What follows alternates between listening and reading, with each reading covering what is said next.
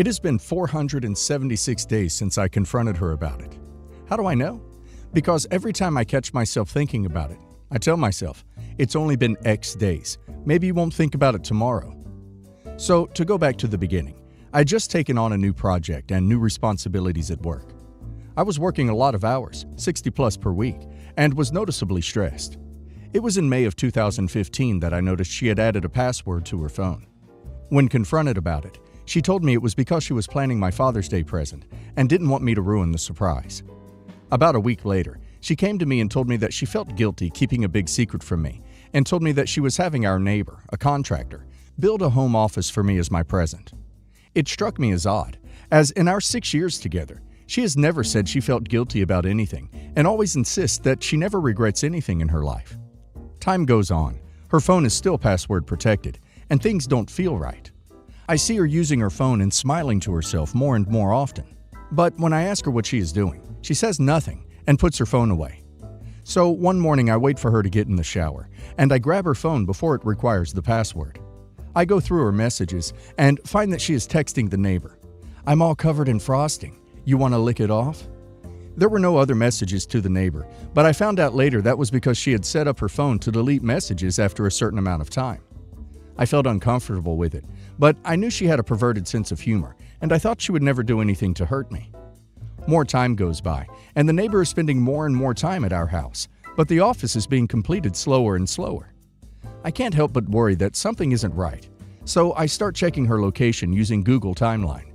It was at this point that I realized that there are large gaps in her GPS history because she was turning off her phone's GPS.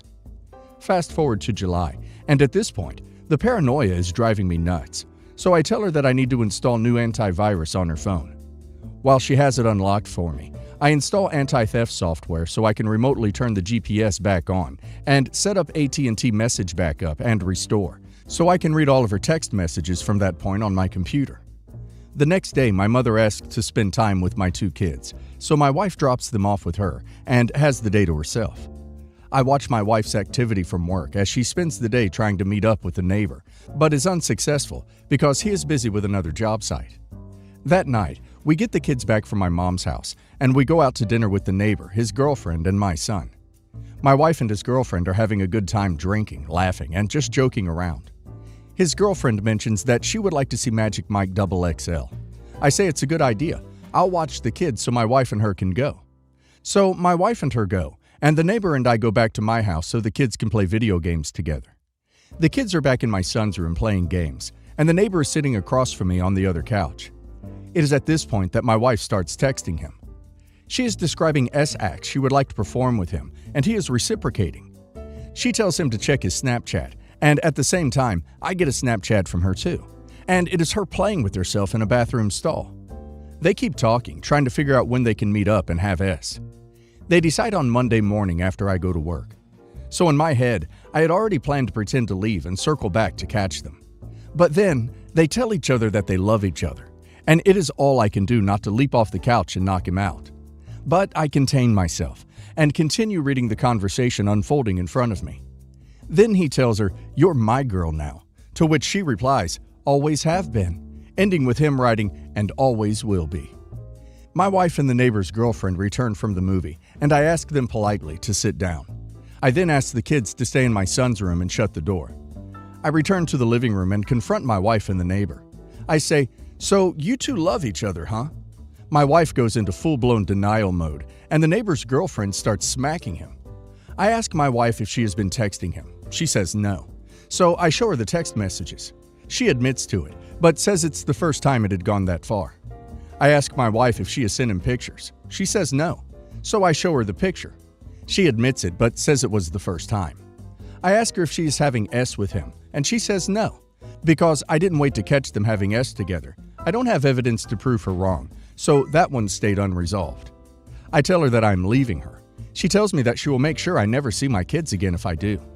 She planned on using the fact that I had attempted S in high school to prove me unfit to have the children. She continues to say that it was my fault for being so busy with work and stressed out, that she just wanted someone she could talk to. Then she gives me an ultimatum to decide what I'm going to do, or she will decide for me.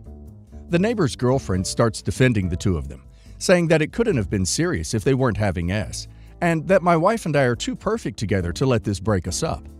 The neighbors go home, and my wife and I argue for the rest of the night about what we are going to do. We go to bed separately, having not resolved anything. We keep going back and forth on the subject all weekend, and finally settle on we are going to separate temporarily while we figure out what we want. I was going to stay in the house, and she was going to take the kids and go to her mom's house. That Monday, I go back to work, and I get a text from her in the middle of a meeting with my bosses, stating that she had explained things to our kids, but that they were upset, and I need to explain it to them also. I get home from work to find my kids crying. She had told them that mommy had to move out because dad was mad at her. When my son wanted to stay with me, she told him that he can't. My son put it together that if mommy has to move out because I'm mad at her, and he must move out, then I must have been mad at him too. My daughter was crying because my son was. I don't think she was old enough to understand what was happening. It was at that moment I realized she was going to drag the kids through hell if I let her, so I swallowed my feelings and begged her to stay. She agreed and insisted that I apologize to our neighbor, since we were still going to need to hang out with him because our sons are good friends. I hate it, but I do it anyway. We still hang out with them from time to time, and they come to our various birthday and holiday parties. But I do anything for my kids, and I behave civil every time. Things died down for a while. I still think about it constantly. I worry how I can keep from making her so unhappy that she cheats on me again. Then, almost a year from the original incident, around Father's Day again, she sent him pictures again. She claims it was an accident, that she meant to send them to me instead. I don't fully believe her, but I move on anyway. Things have been quiet on that front for about 4 months now, but I still think about it constantly. This is going to sound stupid, but I feel like I have a part of my brain that I can't shut off, that is always thinking. I used to use that to solve programming problems, and it made me very good at my job. But ever since this incident, the only thing it thinks about is her and him, and if I did the right thing. My job performance has suffered, and I feel like I haven't gotten sleep in months. I'm afraid that after this much time, and the fact that I begged her back, that to say that I want a divorce now would only make her more vindictive towards my children and I. I just feel like I've put myself so deep in a hole that I can never get back out. I haven't really talked to anyone about this. I didn't want to talk to my mom about it because I felt that she would treat my wife differently, and I didn't need the two fighting any more than they already do. I tried talking to one friend about it, but his advice was to put my trust in God, but that was not much solace for me, as I'm an atheist. So I have no clue what to do with my feelings or how to move on from this. Instead of trying to fix something she doesn't want to fix, she's refused counseling several times in the past before this even happened. I'm going to get myself and the kids out. I meet with an attorney next week. Thank you, everyone, for helping me see how far I had my head up my butt. My husband, yay, and I got married last weekend. I come from a very poor background and a huge family from a tiny town. We are close, even if I've always been the weird and different one, moving away, etc. Hubs comes from a huge, more middle-class fam. One of my favorite things to do is host and entertain. I think life can be hard, and making people comfortable or showing them a great time is a really worthwhile thing. It's also fun for me, like a giant crafting project, to plan an event. I love it. My husband does very well, and I've been lucky to have a great career and do the same. Our wedding was the only time likely for all these people we both love to be in the same place, to meet and celebrate together. So we wanted to make it special and magical.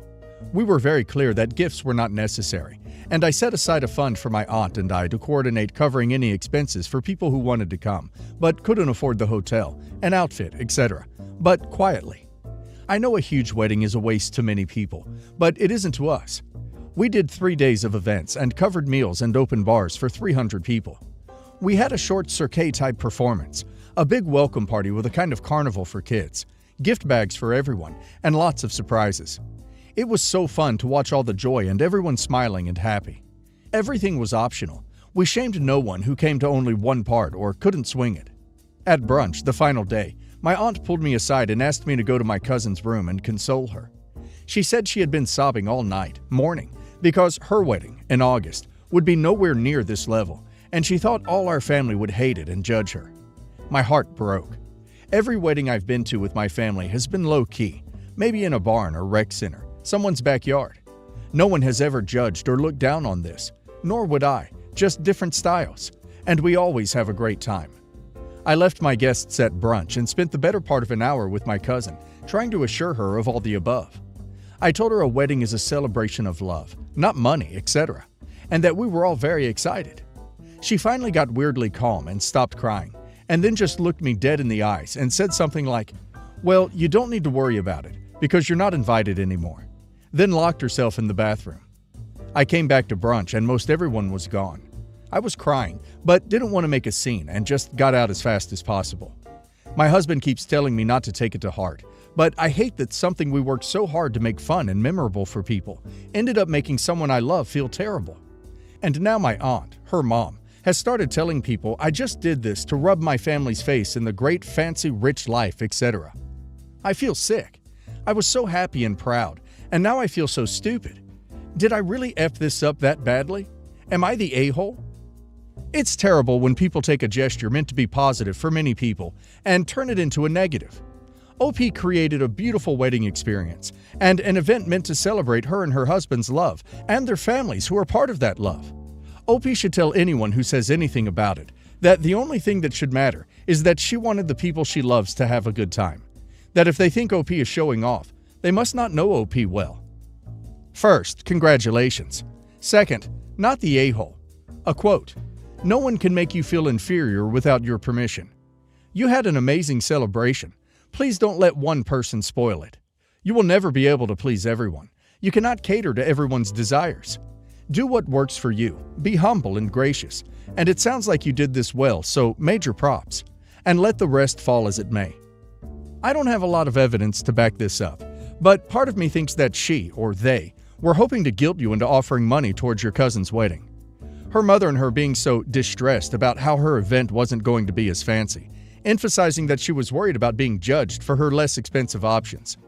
It just feels like she may have been attempting to manipulate you into offering cash to make things more fair. Then, when you didn't follow the script, she dropped the poor little me act, got mad, and uninvited you. Now, to cover it all up, they are bad-mouthing you everywhere, because painting you as selfish and nasty is a great way of covering up what they were trying to do. You are not the a-hole. Either your cousin is hilariously oversensitive, or they were up to something. Uninviting you because your event was nicer is such a massive overreaction. My son, Tommy, died suddenly 6 years ago. He was recently divorced with 2 kids with his ex-wife. The kids were 5 and 6 years old at the time of their dad's death. The kids and Tommy lived with us for a year at one point. Tommy's ex, Marla, was serving time after she stole from Tommy, from a friend of Tommy's, and from my husband and myself. It delayed the divorce, so they had been separated for more than 2 years, and the separation started when Tommy learned Marla had cheated. We found out about the stealing after, and she stole from us after the separation. All in all, Marla stole close to $35,000 between us all. Marla had recently been released and started back with 50-50 custody of the kids when Tommy died.